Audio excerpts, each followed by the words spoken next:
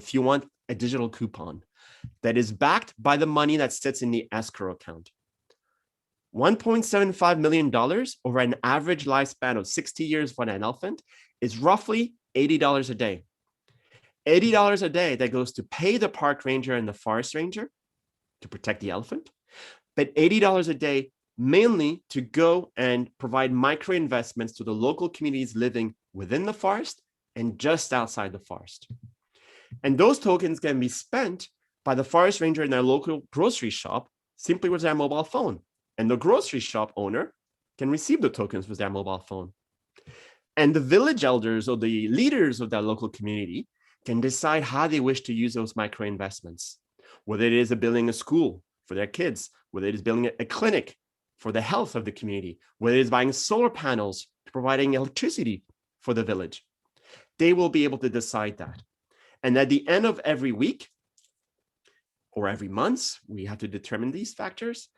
They will send the tokens back to us, and we will in turn send the cash to the shop owners, to the solar panel company, to the construction company.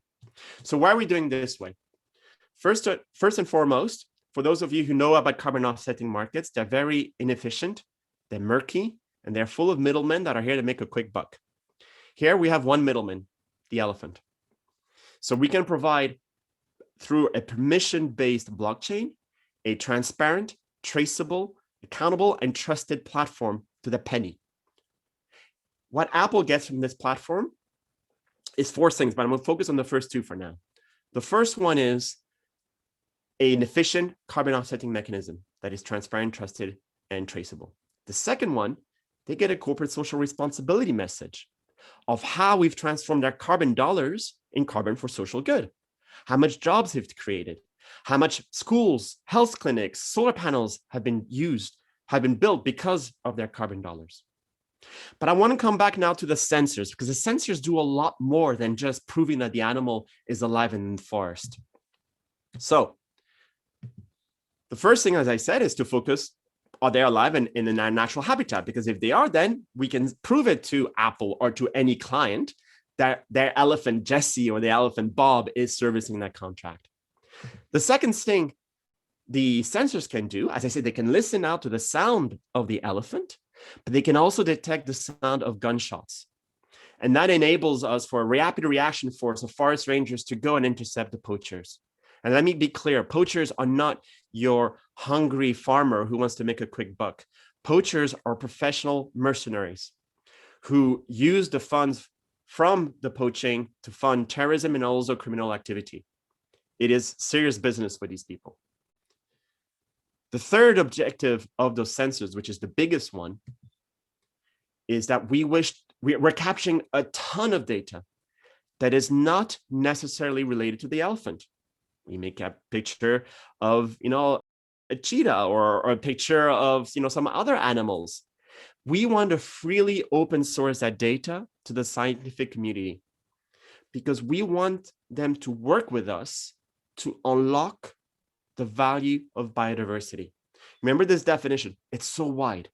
We all know it's important, but it doesn't have a dollar sign associated to it, as does carbon.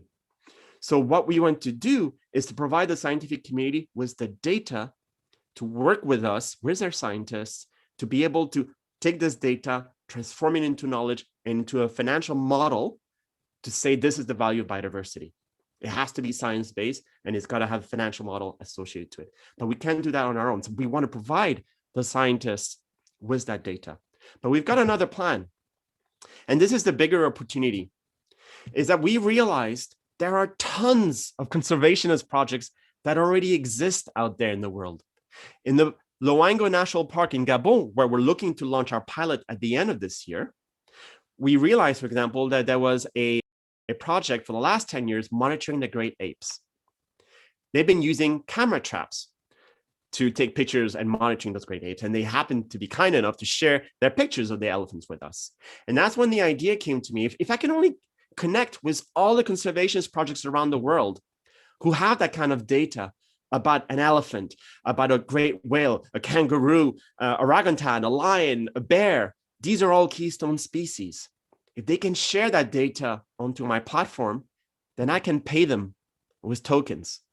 We can create a data marketplace. And why this is important is because it will achieve us to do a number of things. One, science has always been underfunded. We can provide their sensors as a source of revenue. We can provide money to science.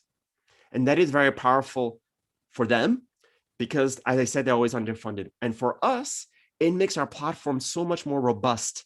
We can go back to our clients and say, these are all the data points that prove that your keystone species, your elephant or your gorilla is alive. And that also enables us to scale a lot faster because whilst we're starting with the African forest elephant, our objective is to cover as many keystone species as possible and as fast as possible. So let's come back to an example of that keystone species, the African forest elephant, because they support, I would argue, 3 ecosystems. The first one, of course, is the nature, the natural ecosystem in which it resides, not just the trees, but all the other species that reside within that forest that are directly or indirectly related to that elephant. They also support the human local ecosystem.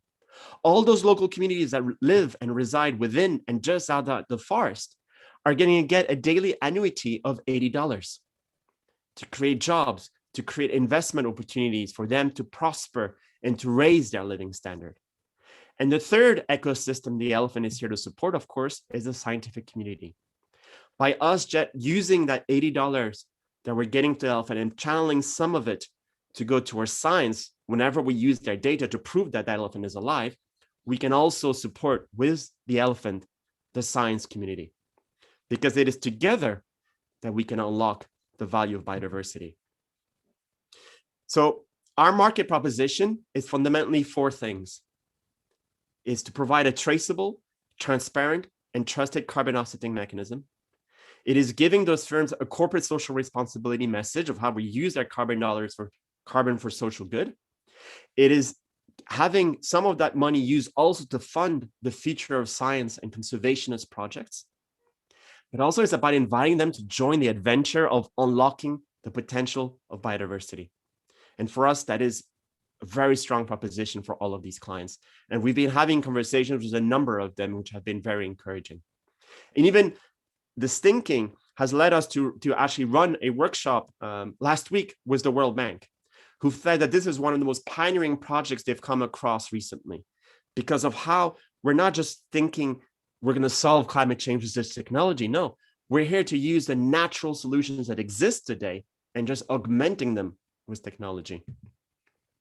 And then we decided to muck around one Sunday in terms of how could this look like? What could be a dashboard for a client? So in this case, Apple, they would log in, they will say, well, this is the amount, forget the numbers because we kind of did it late on a Sunday night, but how many carbon credits have been delivered? How many carbon units in dollars have been removed? How much of the contract has been delivered? The value delivered, value outstanding. And this to say, well, 12 full-time jobs were created, 2 primary schools, 30 solar panels, 1 health clinic. And here's an example of a school that has been built thanks to your carbon dollars. And if you click on your elephants on a day-to-day level, this is the future, but in the past, you can see all the elephants that are servicing your contract. You can listen to their sound that they're making. You'll be able to scroll through the different pictures. And this is very powerful because it's also about bringing nature closer to us, whether you're an enterprise, whether you're a household, is to bring us closer together. We're increasingly disassociating ourselves from nature. We increasingly feel and believe that we're the master of the nature, that we're here to tame it, that we're here to take whatever we want out of it. And we keep forgetting we're on this small little blue planet in an ocean of darkness, and we just can't keep taking. There comes a point, there's nothing less to take from it. So we want to bring nature closer to people.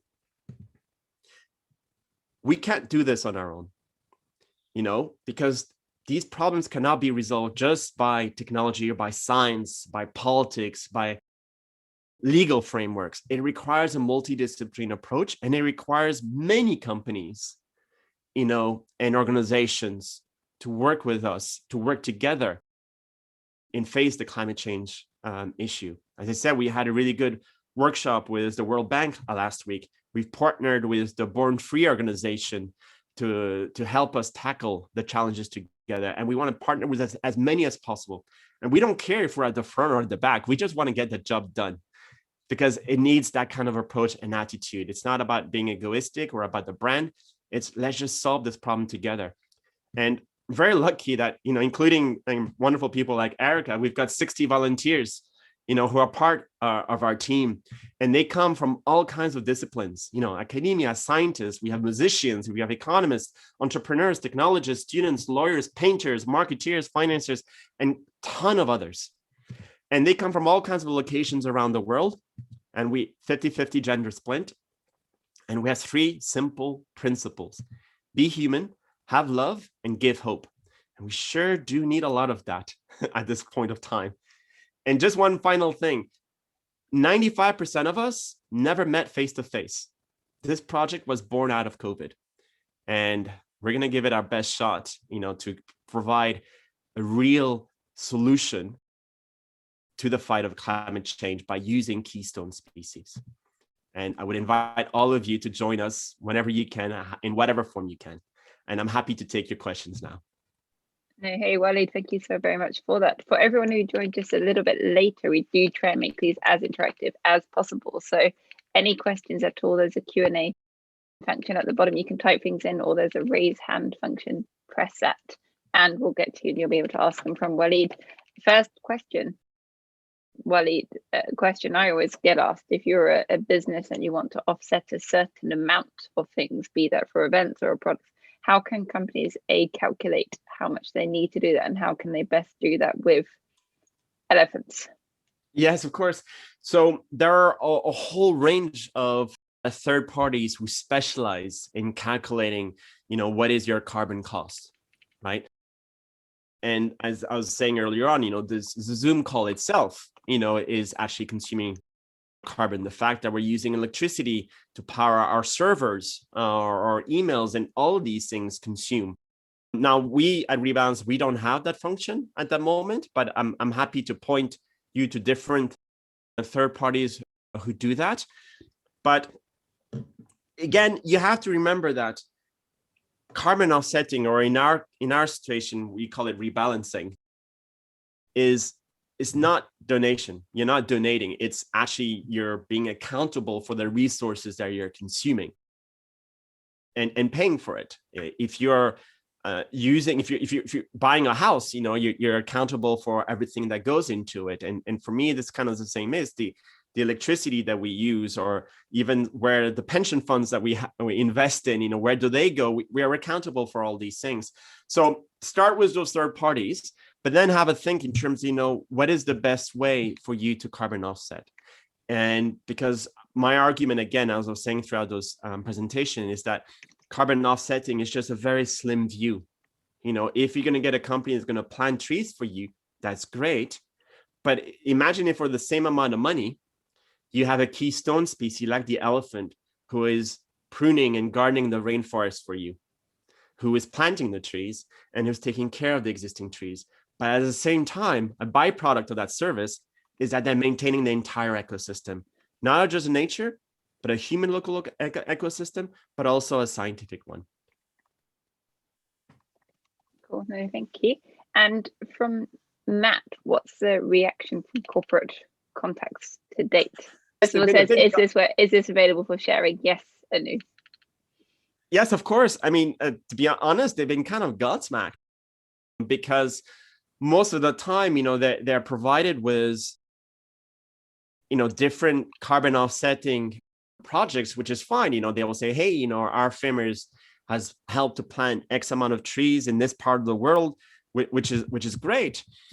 But here's like, oh, wait a second, I'm actually getting 3 or 4 elephants that I can name, and put the name I want to it for that whole year that they're servicing my contract. They're kind of my elephants.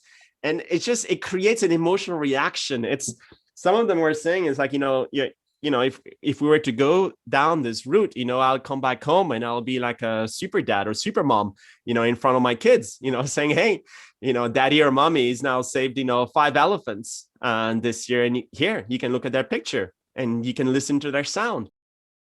This is very powerful. So it's a very different proposition. And to be honest, a lot of them are getting to grips to it. We haven't had a huge amount of conversation with enterprises because this project really kind of started a little bit in November of last year.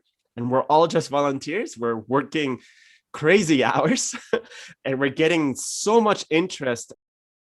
We're potentially going to be presenting also at COP26 in Glasgow in November this year.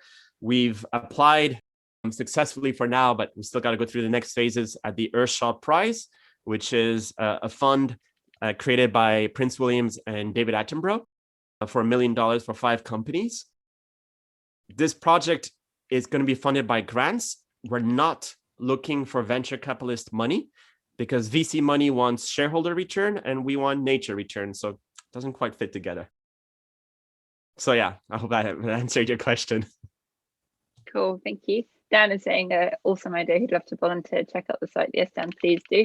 Matt has asked, and I think you partly just answered that. Do you have any political patrons yet? Do I have, sorry, any political patrons yet?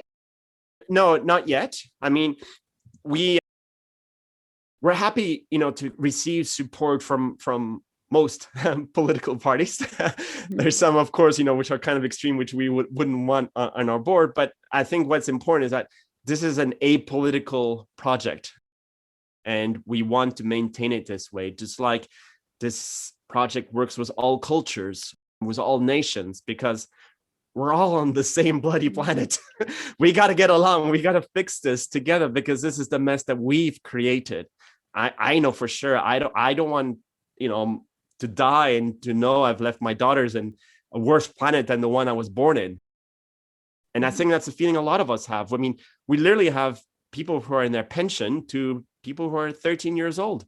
We're creating a youth council, actually, composed of 13 to 18-year-olds, because we need their voice. We need their representation, because if they don't take over, what's the point? So we want to be as all-encompassing as possible. And yes, we would love to get as much support as possible. We've launched the website about 2 weeks ago, I think, Erica, something like that. And we've got a good team. We're looking for a few specific skill sets at the moment. So we're looking for project managers. We're looking for scientists, a few engineers also. And everything else we're looking for is what we call guardians. If you think about it, keystone species are guardians of their ecosystem. So we're looking also for guardians in terms of people to amplify our voice in all the relevant social media channels, whether it is TikTok, whether it is Instagram, whether it is LinkedIn, Twitter, you name it. But we need to get this message across to as many people as possible, but not just our message, but the message of the grand coalition we're building, whether it is Born Free or any other organization with whom we can work together. Well, no, thank you. From Chris, he's saying, amazing idea, congratulations. And so he can see how this will help for the animals that are fortunately still there. Do you see where this could be used to promote fostering the return of elephants or other species in other areas, i.e. where they've already been wiped out or made extinct, such as your example of Cameroon? And secondly, the sort of second part of the question, if one can promote this return of elephants or other animals, is there a risk that companies could pop up trying to commoditize these animals, such as breeding for sale as carbon offsetting? And my instinct, if more elephants are bred and are guaranteed to be kept safe and alive, then that's not a bad thing, whatever the intention. But it'd be good to get your thoughts. Yeah, so good points. So elephants are very intelligent creatures, and what scientists have realized is that due to poaching, elephant stress levels have been going up, believe it, and that has actually caused their fertility to drop. So if you are trying to have same programs, as humans. Yeah, no, exactly. We're not that different in some ways. We just keep thinking that we're so superior from all other creatures and that they're meaningless in some shape or form is ridiculous. Elephants feel stress. I'll give you a nice little example. If you want to dart an elephant, to put it to sleep, to do some tests, or to even put a collar so you can monitor elephants they have strong family structures. If one of them gets shot within the family, the whole family will form a protective circle around it. So you can't get to the alpha unless you're willing to dart all of them. That's the point. They're very strong in family structures. And because of the stress created by poaching and other factors, fertility has crashed. So you can try and force them. I don't think that's quite going to work. If you try that with humans, I don't think that will work either. But to come back to your other point, let me give you an analogy. So Cuba, I don't know how much of you guys know, but Cuba's foreign policy is based on its doctors and medicine. So what it does is that it exports its doctors to countries around the world for some kind of trade. So for example, with Venezuela, they had the system of oil for doctors. I see an opportunity here for countries like Gabon, which done a very good job in protecting their elephants, which is why we're doing our pilot in Gabon, because as a startup founder, you've got to go for a relatively easy launch. I don't want to do a launch in Democratic Republic and Congo, and within a few weeks of launching, all of my elephants get killed, right? So I first want to do a proper test, pretty safe, and then slowly iterate and scale and go into slightly more dangerous areas. But you could see a scenario where Gabon could say, you know what, we've now hit maximum capacity in terms of how many elephants we can have per square kilometers. There is actually a cap, because then there's not enough resources to maintain that elephant population. So you could imagine a scenario where Gabon could start exporting some of its elephants to Cameroon or the DRC to help repopulate those countries' elephants. And in turn, they would get an annuity from those elephants that they've exported. So it could actually be a really good source of revenue for countries which are rich in natural capital. So that's what I think it's an idea that could be worth exploring, but that's really down to them than to me.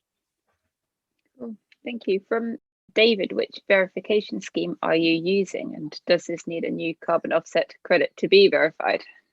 So again, that's something we've been debating a lot internally within the team. There are lots of different credentials and verification agencies, whether it's the gold standard or VSR, I think they're called. I don't particularly like them, and I'll explain to you why.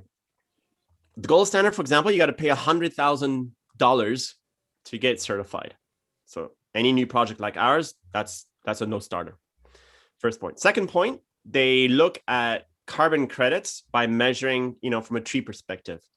And for me, again, that is a very myopic view of the world. So I'm not going to work with them. I'm happy to work with them in defining new standards that focus at the bigger picture of biodiversity. But for now, then how am I going to get the trust from enterprise? Well, I see it in three approaches. Everything we do is going to be fundamentally science-based. We have an excellent team of scientists within that who've done some incredible publications on Nature magazine and other sources that have been peer-reviewed, and their science is rock solid. And we want to be able to demonstrate that everything we're doing is science-based, technologically delivered, and monitored.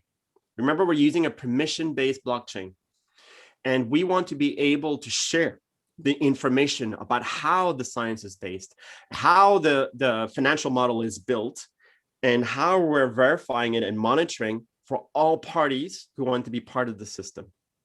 I believe that by having a transparency approach, that we can gain the trust. Because what do those verification agencies provide ultimately is third-party trust. Well, for those of you who are into blockchain, you will understand that blockchain kind of cuts out these kind of requirements, and it does it through transparency. And our approach is to be completely open, except for one thing, which is GPS location. That's the one thing we will not share, because GPS location, if shared, goes to poachers. And that's the one thing we will always protect. No, thank you. From Irina, she says, it's great that you're also considering the social fairness dimension of protecting the ecosystems to reduce their destruction in the first place. And can you say more about how your project partners with businesses and communities close to the forest, so in the local area? Good point. In addition to the sort of the financial incentives to keep elephants alive.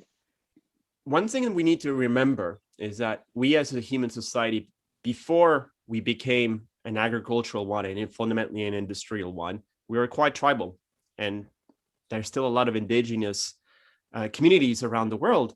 What they have maintained is that knowledge and that wisdom that you need to have balance, with nature. And there's always been this good symbiotic relationship between them and nature. So when we work with local communities, we do not want for us to be kind of the Norse telling the South what to do and how to do it, who we are to tell them how they should run their lives. So one of the things that we're made very clear at the beginning of our project is that in any locations we're going to set ourselves up, we're going to create a local office. Yes, it does come out expensive, but we do want to employ local people and we want to work with them to interact with the local communities. So the first thing we want to do with those local communities is to design incentivization mechanisms on how to use those tokens. So let's say, for argument's sake, and I'm not saying that's what would happen, but let's say a local community says, I want to get a 50-inch screen TV for our village, fine, but you only get 60% of the tokens, the 60% of the value of the tokens. And they say, hey, I want to build a health clinic, then fine, you get 100% of the tokens. And these kind of incentive mechanisms will be co-designed with them. So there will be a lot of projects, a lot of organization that will have to be done with local communities, but it's something that has to be done. We cannot disassociate ourselves. And one other thing which I want to state is that it's very important. In Kenya and other parts of Africa, there's been many projects that have been run from the West saying, hey, we want to partner with you, we want to do this and that. And then for whatever reason, the project failed. This project cannot fail, because if we fail, then all other future projects that will come in our place will have to try and win the hearts and souls of all these people all over again. So we have to be successful. We have to be honest and we have to be transparent with them. But we are going to work very closely with the local communities, but we have to be aware about the challenges. So let me explain you some few examples. If a local community, let's say in Gabon, suddenly gets a lot of investments and gets a lot of jobs created, you're going to potentially have immigration from the other parts of the country that are going to come to that local community. That local community suddenly may start to boom and to expand. What happens then? Does that impact into the natural ecosystem of the elephant? How do you avoid that risk? And another risk that I was told, because I said we have regular conversations with them, is the risk of black magic. Now, some of you may smile. I smiled at the beginning, but for them, it's real. It's the local communities that are not related to the forest, that are too far to benefit from the annuity coming from the elephant, could be using black magic against the local communities within the forest because they're jealous. So these are all the kind of little sensitivities that you can only get by having this day-to-day conversations with the local communities and to understand and respect their hopes, their aspirations, but also their concerns. It's a lot of work, what do you mean by what do you mean by the black magic? Is that the communities fear that if other communities are jealous of them, that they would then work black magic against them, so that yes, they're worried to participate? Potentially that, but also in terms of what they could receive in terms of curses. For them, that's as real as anything else. So we have to be aware of that. Okay, no, thank you. We've got Sai has got a hand up, so I've just given you access to talk if you wanted to ask your question there, Sai. Yeah, hi, my name's Sai Chen. So I'm an open source developer and we're part of a Linux Foundation open source blockchain climate project. So I wanted to connect with you. This sounds great. This is exactly what we're interested in working with you guys on. So I'll email you, I guess, at the contact email at the rebalance.earth, right? Yes, please. Okay. Well, I'll share Walid's email addresses and everything, but absolutely would be delighted. We need all the help we can get, to be honest. But we're striving ahead. We're making great progress. Okay. Congratulations. Yeah, this looks really interesting. So I'll be in touch. Thank you, Sai. Appreciate it. It means a lot. Thank you so much, Sai. From Matt, because of the humanitarian aspect of the community involvement, have you engaged with the UN? We have, within our team, I said we got 60 volunteers, and the 60 volunteers are structured in 14 different working groups. The two working groups, which was the most relevant to that question, is the local communities working group, but also the protection and security working group. The Protection and Security Working Group is being run by Kathy Austin, who is a wildlife criminal investigator, but also a special rapporteur to the United Nations. Because I gave you a few examples of some of the challenges that we have to deal, with regards to local communities. But there's also another challenge, which I didn't mention, is park rangers, forest rangers who protect the animals are usually not recruited from within the local communities. They usually come from external. There's always a risk of people who have guns, who are meant to do a job, who are introduced into a local community, who can use their power in the wrong sense and can perform human rights crimes to the community within the local community. So that's some of the things that we are aware of, and that we're trying to take, mitigation strategies to avoid that. But that's one of the many, many challenges that we're identifying and trying to mitigate. We haven't yet had a formal conversation with the UN. And the reason is simple. We have, as I said, whilst we still have a lot of volunteers, we are just that, volunteers. There's no money involved in this. It's just us dedicating our time and resources. And we're at the moment we're maxed out. We're having some really good conversations with the World Bank, with the IFS, the IMF, with the IFS, and a number of other organizations. And we're just taking one step at a time. I don't want to overpromise and underdeliver. And right now, my focus is 100% on getting this pilot up and running before the end of this year, and then trying to expand and work with other communities. We're going to make a lot of mistakes along that way, but that's the nature of things. But as long as we keep moving forward, that's all right for me. Cool. Thank you. From Charlotte, what's the most legitimate way of measuring and tracking biodiversity in different ecosystems? So that's a question that we're trying to answer ourselves, because we don't quite know what are the metrics we should be looking at for, and we don't know, how to be able to measure it. What we do know is how we're going to be tracking and measuring the elephants. And those sensors, as I said earlier on, will be grabbing a lot of other data, which we hope the scientists who will be participating in working with us will be able to understand what are the right metrics to look at for, and which ones to measure, in what way to measure them. I don't know the answer to that question myself, but I'm hoping that once we start sharing all this data for free with the scientific community around the world, that a bunch of them will be able to come with creative solutions to how we should measure it. Cool, thank you. Just said he maybe that the chap who asked about the UN and the political affiliations, that he might be able to help, and we'll be in touch soon. That would be amazing. Thank you very much. Thank you.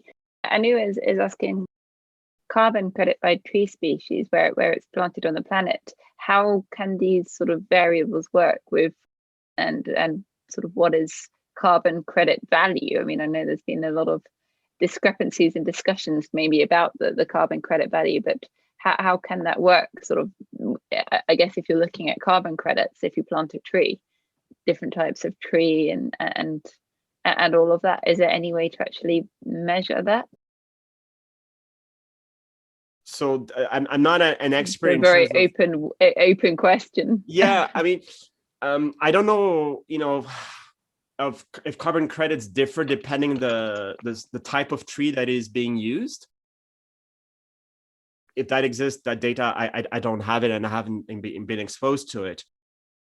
All I know is that the carbon credits today don't work for a number of reasons. One of the main reasons is double counting.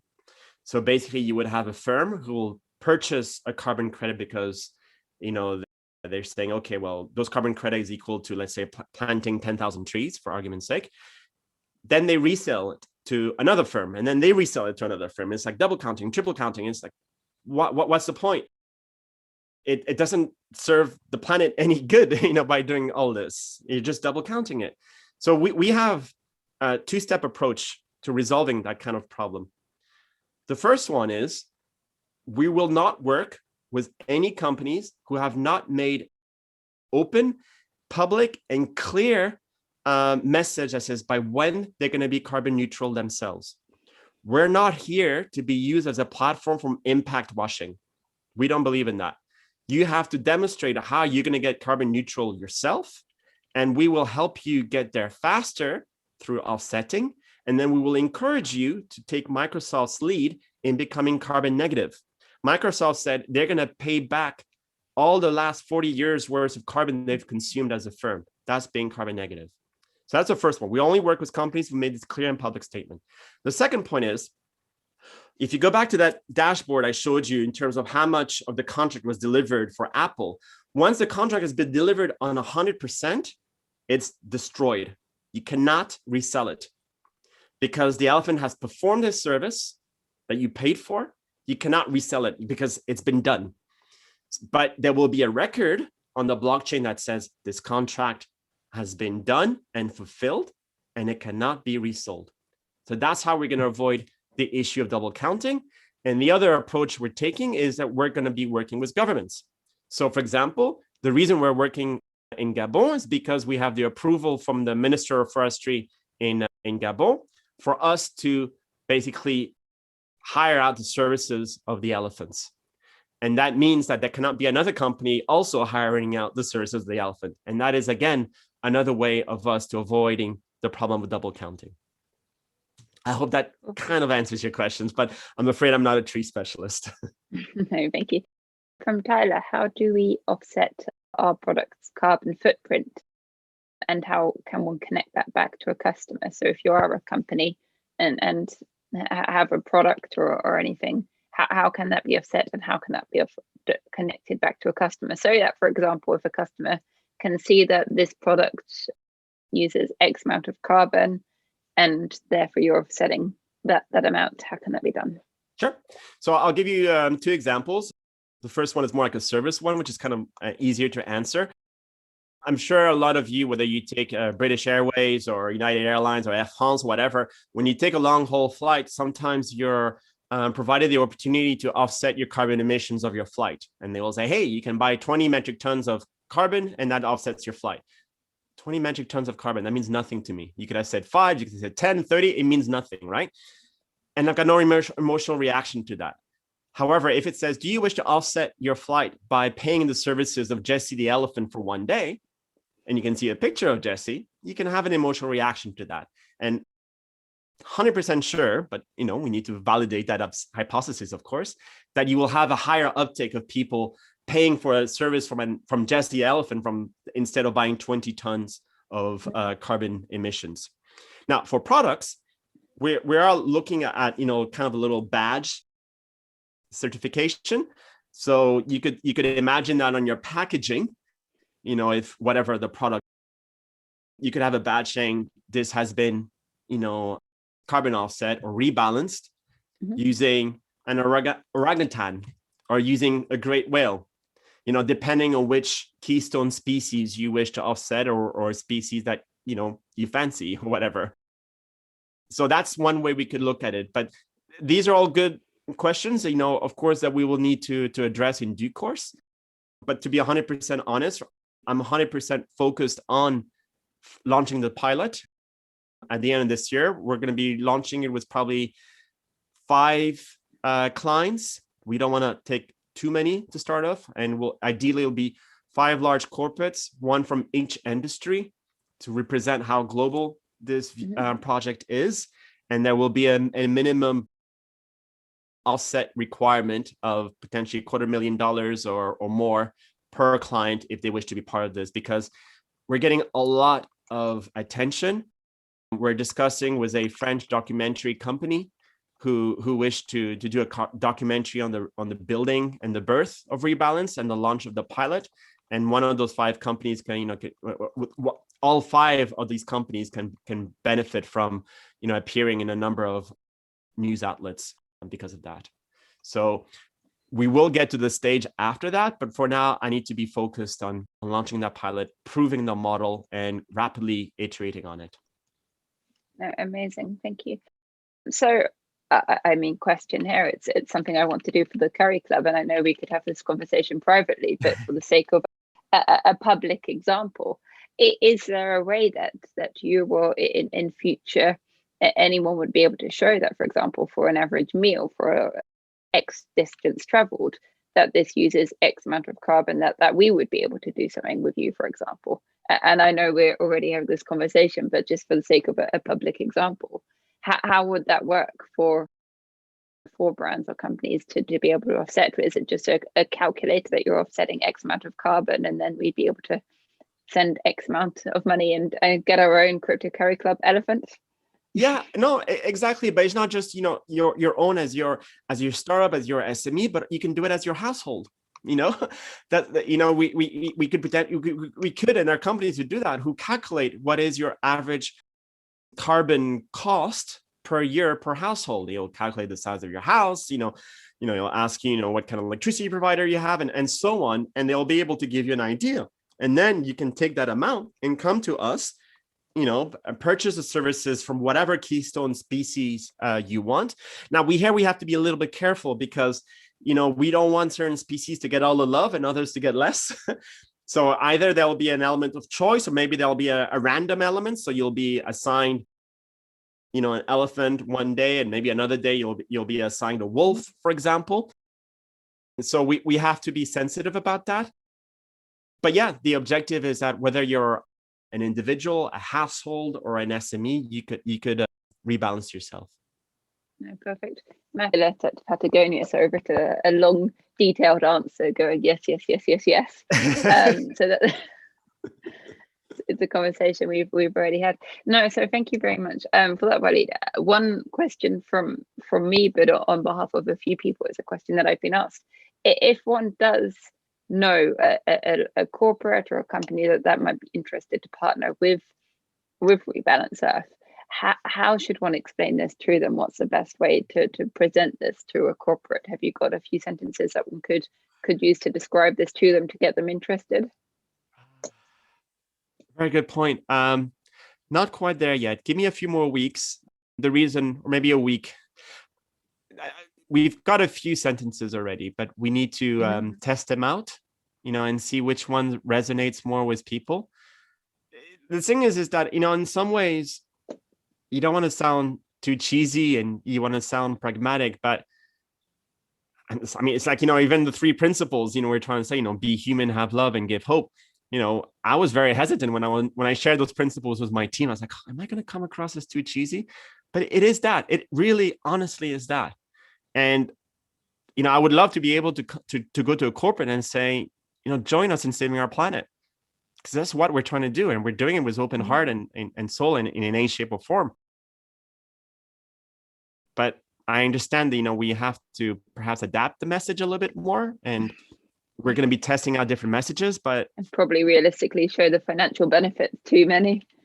Yeah, but the thing is that, you can go to all these guys and say, okay, these are the financial benefits. This is how you're going to get increased market share. This is how you're going to differentiate yourself from your competitors. But then that puts you on the same level as everybody else using those same metrics. You have to capture them at a higher level first, that's why I was saying, for us, it's the 4 benefits. You can efficiently offset your carbon. You can get a strong corporate social responsibility message. That is so important for your customers, for your shareholders, for your employees in terms of recruiting and retaining the best. You're helping to fund science. And then it's joining the adventure of unlocking biodiversity. Imagine if you're empowering a firm to be able to help do its part to save the planet, not just by offsetting, but helping to unlock the value of biodiversity. Now, I need to be able to phrase that in 1 or 2 lines in a manner that both excites and makes them curious to try and find out more. Because if we can get to that point of finding them, they want to find out more, then we can win them over. Amazing. Thank you so much. Conscious of time getting close to 5, has anyone got any other last burning questions for Walid? Don't be shy. I promise I don't bite. No, that's been Walid. Thank you so much. That's been super interesting and will probably leave us bang on time. So no, thank you very much for that. Pleasure. Thank you to everyone who has joined and posted comments of support and help. There's a few people I know will be following up with. So Matt, thank you very much for that offer of help. And a few people have commented. Sai, for example, Dan. So that would be amazing to get your guys on board. I'll speak on Walid's behalf and Miles also. So thank you very, very much for that. I'll be sharing Walid's contact details with everyone for that.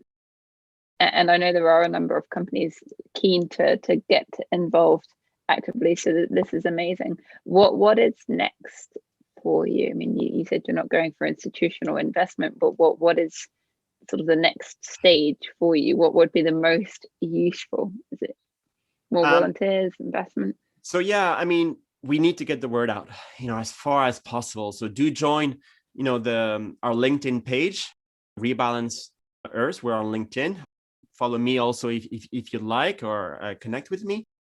For us, the next things is we are working with a number of both companies, celebrities, grant facilitators to get either pro bono work or tools or assets from them. We're also applying for a number of funds for the grants. I mean, we're blessed that we have so many volunteers, but we do need to get some people full-time onto this. We need to up our level of professionalism. And so that's what's next for us. But yeah, even a simple retweet, even a simple like on LinkedIn can make a difference. I make a mission statement for myself to every day to talk to someone new about Rebalance, because serendipity works in mysterious ways and you never know where it could lead to. So please do spread the word. If you're not quite sure how to describe it, join the Guardian project. We will be providing all Guardians with description of who we are and what we do. And hopefully that will give you the material you need when you talk to your contacts about what is Rebalance Earth. Cool. No, thank you very, very much. So everyone, I'll be emailing out those contact details to everyone. Thank you for joining. Walid, thank you so much for your time. Thank you for the opportunity. And thank you very much. See everyone soon. Chris, I'm so honored you joined. Thank you very much. Good to see you. Thank you. Bye-bye, everyone. Have a good evening. Amazing. Thanks very much. Bye. Really appreciate it. Cheers, Chris. See you later. Bye.